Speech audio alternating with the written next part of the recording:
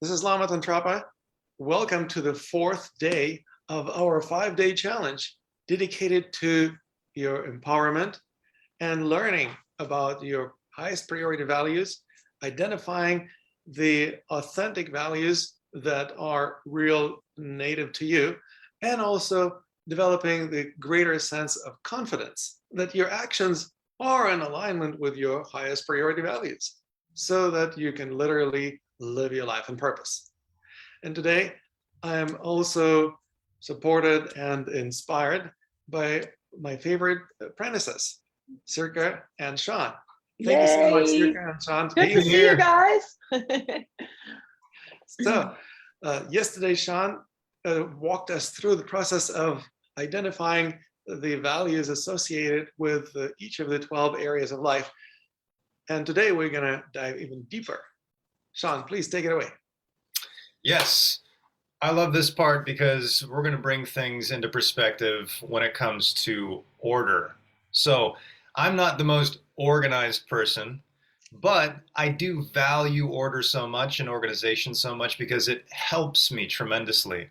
So we're going to place things in order. We're going to find out for you how we can place the highest priority values at the top and then be able to filter out which values aren't as important, or perhaps there might even be some values that contradict one another, or maybe they're very similar. And so you have to be able to discern between which one is going to be the best fit for you. So in order to do this, we once again need our magic sheet that we started with. I don't know why it's magic, but it is now. It's the sheet that we made the list with. So I have my sheet right here. And there's a couple different ways to do this. A great suggestion by Lama was to actually take each of the values and that you only have one circled, right, for each section, because we did 6, and then and now we just have 1 for each section. So you should have 12. So each of these 12, we're going to put them either on an index card, or you can cut them out. Literally, you can take your highest priority value and you can cut it out and place it in front of you. Now, this type of visualization allows you to really just get a good grasp of the values, literally. We're going to take them and place them where they feel the best. So if you start with, let's say... May I interrupt for a second? I would say it's better to keep that list intact because we can make reference to it in the future. So rather than cutting out the ones that got circled, let's actually cut out the little pieces, rectangles or squares out of paper and use them as index cards with one value per a piece of paper. And then you can actually play with these cards, aligning them or organizing them according to your priorities. Okay, then let's take them out and put them on an index card so we can make sure that we can see them. So bottom line is we want to be able to see them in front of us and organize them how we like. So we'll start with each of your sections. What is the highest priority value? And do you notice, first and foremost, do you notice that there are values that do contradict other values? Do you notice that there are values that are very similar? That will also help boil things down and give you a greater clarity on which one to choose. So if you take all of your values, list them out, put them in order, and now as you're looking at them, take 3 and find out which of these 3 values is most important to you. Now you might have, for me, I have balance, clarity, and love. I put that at the very, very top. Now, each one of these represents different parts of my list of Wheel of Life, by the way, the areas of life. So as I have these 3, now I can take, I think, love trumps them all. I want to make sure I have love, so that's going to go to the very, very top. Now, if I go over to, I have wisdom, service, and freedom. Now, with those three, freedom definitely trumps all wisdom and all service for me. So that's going to make it back to the very, very, very top. So by top, you mean the first three, the most important values that you identify. The love would be right up on top. Which one would be the second? Love would be at the top, and then freedom would be second. The freedom would be the second most important value. Correct. So those other two values in the bunch of three, do they go below freedom now? Yes. So in other words, you are organizing them according to the importance of these priorities. Yes. Yeah. The Really? most important, I'm going to bring up to the top. It's kind of like when you start to filter things out of like a concoction. The fat rises to the top, right? That's the good stuff. That's the stuff that really you can survive on for a while. And we're going to make all the fat rise to the top and start to figure out what sustains us, what can we thrive on, so we can make it through our path of empowerment. So then going down to the next three. So I have nature, laughter, and cuddling. Yes, I do love cuddling. So nature, to me, is going to trump laughter and cuddling. So now I have nature as my third. So I'm going to continue to do this, and there's three more. If you do have 12, there'd be three more. And for mine, it was music. Ooh, that's a really, really good one. Peace. And then I had self-knowledge. So music, peace, and self-knowledge. Well, for me, if I did not have music in my life, I think I would die. So, you know, what music actually brings me is calm. It brings me focus. So I actually think I can narrow that down even further and say that music actually brings me lots of calm and focus. So I'm going to put focus as my next one. So there you have it. Those are my three at the very, very top. What are your three? I think it's 4 already. Oh, 4. Sorry. That's brilliant. And once you sort your values in a way that you see which ones are highest priorities, it's kind of similar to the process of imagining that the house is on fire that you used as a metaphor for yesterday's exploration, and identifying which ones would be the values that you would have to save if you had to leave all the others behind. And so this is a great process of not elimination, but simply sorting out what is higher, what is lower priority for you. But some values may get eliminated if you realize, you know, the value that I used to hold dear to my heart actually doesn't matter to me that much. Or maybe it's not even my authentic value. Maybe it got programmed into my brain from childhood or through religion or education or some other influences. It doesn't really serve me any longer. And you can actually demote the value, removing it out of your list of values entirely. Absolutely. And so Sirka, so I know you got a great way of getting more into the body and maybe checking to see what values are going to be your top 3. What would you say? And I'm actually gonna do this beautiful meditation with a little bit of a twist, because I just came up with something. Sometimes you just gotta go for it, right? So another way of doing these values, I just imagine, if you cut out these 12 pieces of paper, you have your hand, right? Your card game hand, and you have all your 12 values here. And how do I know which one is if I, for example, I'm gonna have to get rid of 6. I have to get rid of 6 of them, discard 6 cards. So I would just go with 6 of the values. I actually don't have anything written on it. I did a little bit of a cheat, but I would lay down 6 cards, your 6 values and it's almost like instantly you go, this one, oh no, I can't put this one down. Oh, that's one, oh yeah, I don't need that one. So it's like very instantly something you can see. It's almost like playing cards. It's like, oh, well, he's laying that down. Well, I'm definitely gonna play this one, And then when you sit with those 6, then we start to feel into, it's gonna be maybe a little harder because, now we only have 6 and I have to narrow it down even further. How am I gonna do that?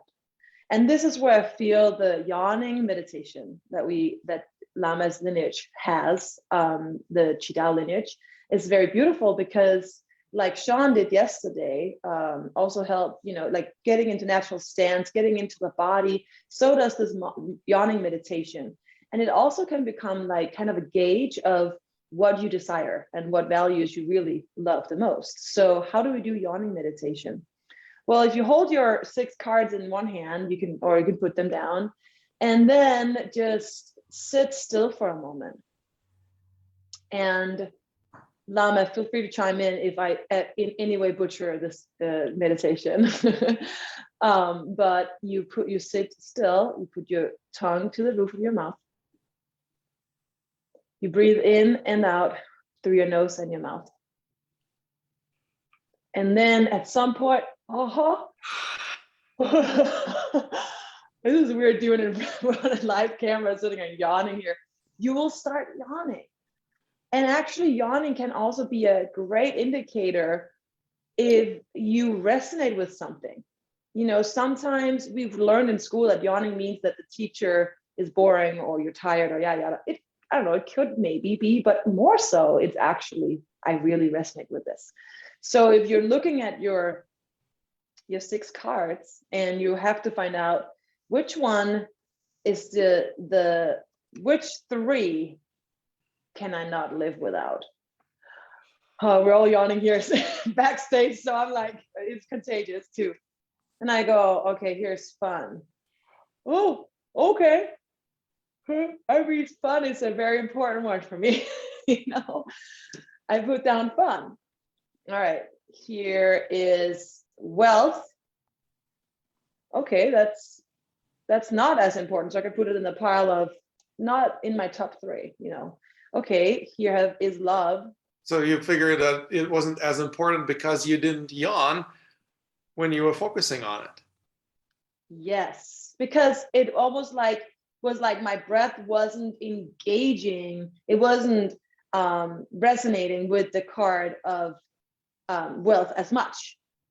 However, it can also be a sigh of relief. Sometimes it is like a sigh of relief, not exactly a yawn, it's okay too. So check in with your breath. Do you have that sigh of relief or even a yawn? That means yes, right? If you look at it and you go, nothing is happening in my body right now, I'm just gonna put it down and calculate, and you look at it later.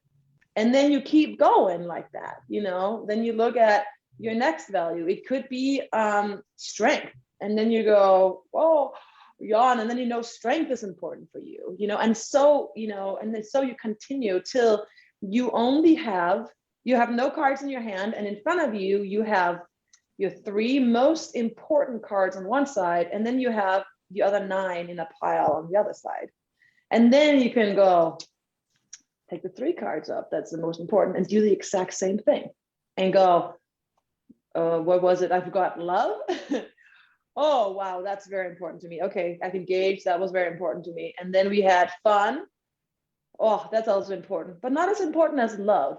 Check your breath when you really, really sit with your body in doing this, because in that way, your values become even more true to you. And in that way, this is not a value I'm taking on from someone else. My body is literally telling me yes. So I hope that makes sense for you. And if you have any questions, we are here to help you.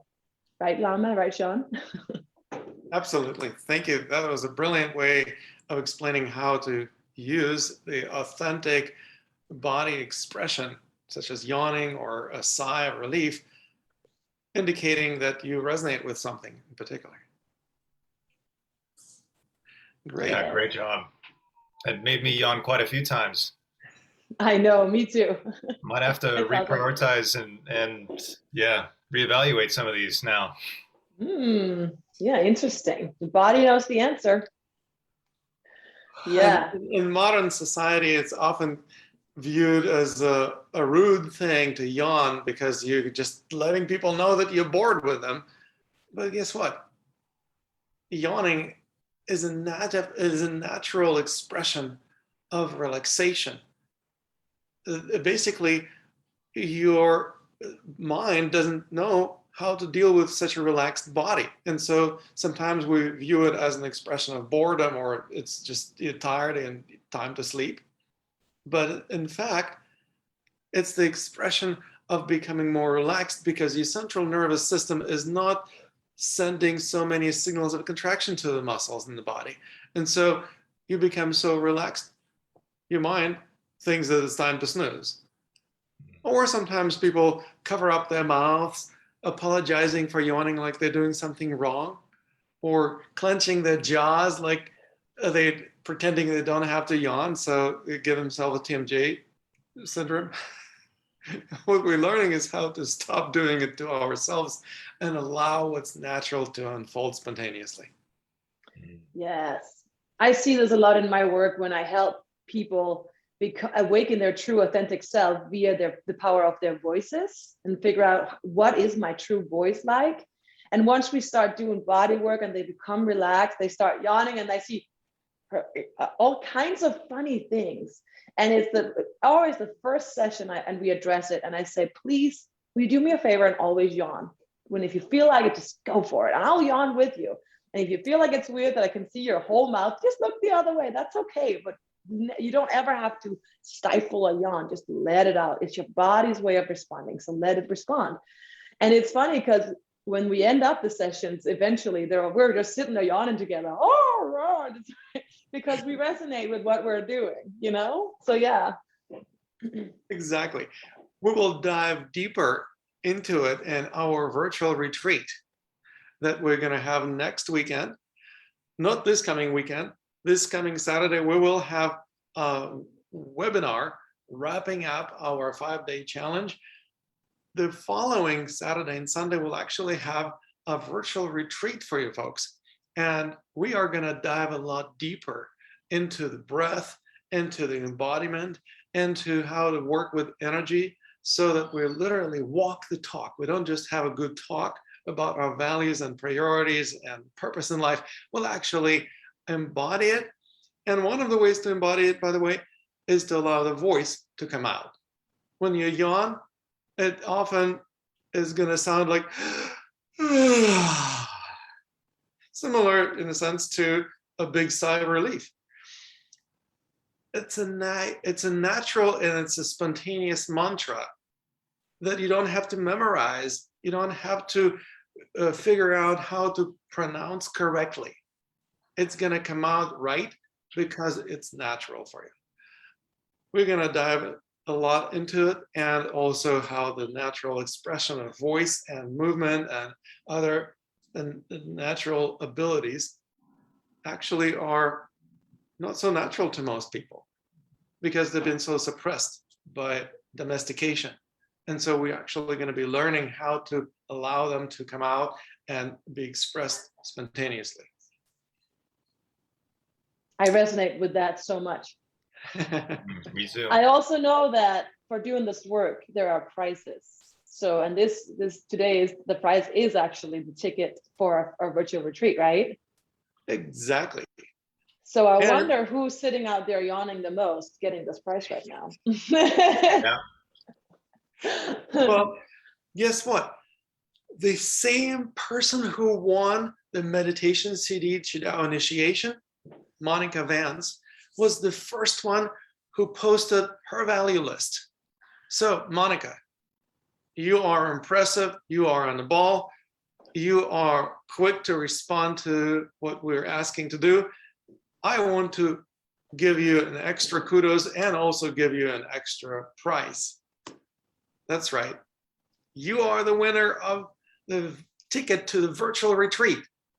Yay! Great job, Monica. That's amazing. Yeah, I love your posts, Monica. Keep them up. Awesome. Yep, I'm gonna send you a personal email with congrats and with the information about the virtual retreat that you will be able to attend for free. It's not super expensive, so all the folks attending our 5-day challenge definitely are more than welcome to attend this virtual retreat. It's only $49 for an event that is going to be on Saturday and on Sunday next weekend. So it's an amazing value, talking about values. And it's also a great opportunity to embody what we are exploring during our 5-day challenge. Tomorrow, we're going to have the 5th day. And during that 5th day, 5th lesson of our challenge, we will dive into a more interesting exploration of daydreaming. We're actually going to allow ourselves to do that which teachers often tell students stop doing because they're supposed to be paying attention instead of daydreaming. Well, you will be empowered to daydream tomorrow. I'm not going to divulge anymore. This is going to be something that we're going to have fun with tomorrow afternoon. Can't wait. Thank you so much, Sean. Thank you so much, Sergey. It's been a lot of fun. Thank you for joining us for this lesson, and I look forward to seeing you tomorrow. Yeah, thank you, Thanks, Lama. everybody. Bye, everybody. Bye, everybody.